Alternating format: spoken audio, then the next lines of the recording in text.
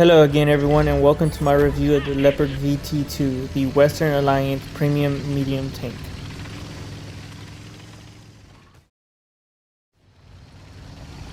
So as usual, I'll start off with the firepower of the tank. The VT-2 has a 120mm cannon, which is much larger than cannons that are found on other medium tanks.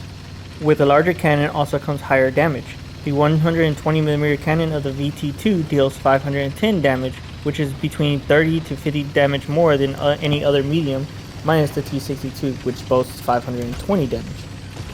Its turret rotation dispersion is 1.03. The closest I could find was the M6061 with its stock cannon, having a dispersion of 1.02. As for my experience, I wouldn't say it had terrible bloom when tracking a target, but it didn't always hit where I wanted it to go. As for its on-the-move dispersion, it is 2.44, being fairly close to T-62's 2.35. This is fairly high considering most mediums are sitting somewhere between 1.06 to 1.7. So you will have to do a short stop maneuver if you wanted to hit anything, as your aiming reticle will be quite large when moving. One downside of having a larger cannon is having a longer reload and thus a lower DPM. The VT-2 has a base reload of 9.8 seconds, giving you a damage per minute of 3,121. This isn't very high, meaning you will be shredded when facing other mediums, since the average medium is sitting at about 3,700 damage per minute. I would recommend staying behind cover and exposing only when fully reloaded, since it will reduce the number of times the enemy hits you for every time you hit them. Now as for ammo, the VT-2 has a rather interesting loadout. Your first two rounds, your standard and premium, are AP-FSDS, while your third round is different from the usual. The VT-2 comes with heat rather than the typical high explosive. This means that, unlike the other Leopards, you don't have a way to deal more damage to paper tanks such as the Weasel or ELC. Now the benefit of having heat is mostly when dealing with the G.I. Joe Wolverine or a well-angled Ontos, since heat has a higher angle requirement to ricochet, and these tanks rely on their very well-angled but thin armor to deflect incoming rounds. Now that last one is very rare, but it is one of the few situations where heat can be better than AP-FSDS. Now in my personal experience, the gun can be a bit trollish, missing lined up shots as well as constantly low rolling. That being said, recently I have started to hit closer to the average damage per shot, but I'm not sure if anything has changed to cause this or if my bad luck has finally ended.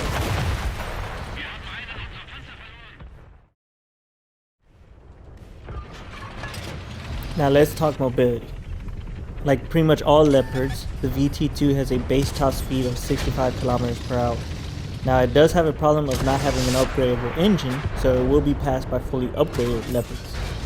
Now while having a good top speed is nice and all, if you don't have the engine power to get up there, it doesn't really matter.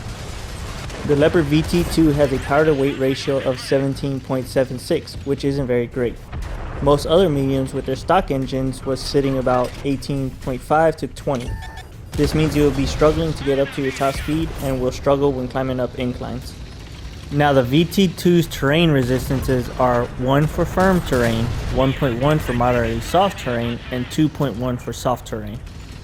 If you are unfamiliar with how terrain resistances work, the basic rundown is that you divide your engine power by the terrain resistance to determine your net power on said terrain.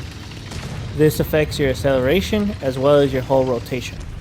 Now with the low engine power combined with these resistances, it means that you're really going to be struggling to get up to speed compared to other mediums, as well as rotate whenever you're being circled. Now speaking of rotating, the Leopard VT-2 has a whole rotation speed of 42 degrees, which isn't bad. It's actually higher than some mediums, but not many. And again, due to the low engine power and high terrain resistances, it may not feel like you have similar or better rotation speed than other mediums.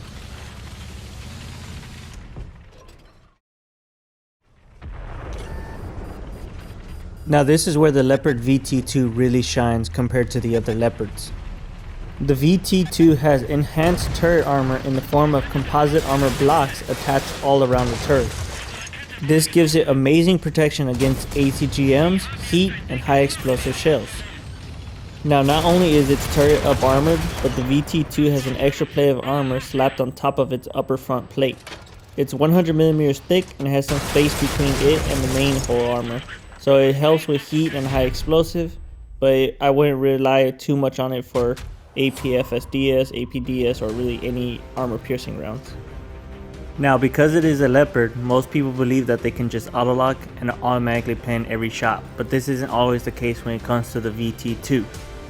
Because of the composite blocks, the turret seems much larger than it really is, as well as seeming much flatter and blockier.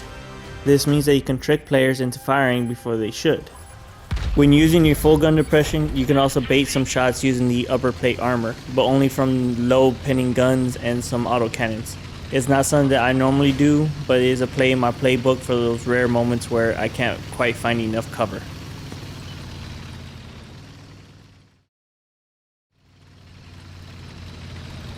Now, I don't have much information that I haven't already shared in the previous sections, but one thing that really stuck out for the VT-2 was the view range. The VT-2 has a view range of 560 meters. This gives it almost 60 meters more view range than the average medium in Era 2. Now, in my experience, I can tell you that you can really feel the difference, spotting enemies long before they spot you.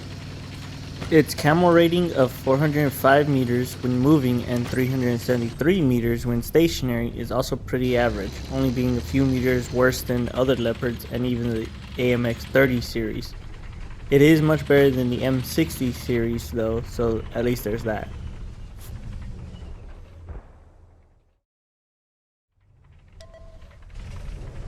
So for my rating of the Leopard VT-2, I would give it a soft 8 out of 10. It's good, but not great. It is a second line support that can do very well, but it has faults that can cause those who are impatient to struggle. Unfortunately, with the current matchmaking being filled with small rodents equipped with ATGMs or autocannons, it doesn't quite fit in the current meta. That being said, for a tank that you can unlock by simply completing the contract that's currently out, there's definitely worse tanks out there, and I'm glad that a tank like this can be earned with a little bit of hard work and persistence. Anyways, as always, I'll have the gameplay right after this completely without commentary or interruptions. I will also be linking my Discord and Twitch in the description below. If you haven't joined already, I highly recommend doing so, as I do monthly giveaways as well as can answer some questions and share your concerns with the developers. Anyways, good luck out there, and I'll see y'all on the battlefield. Death out.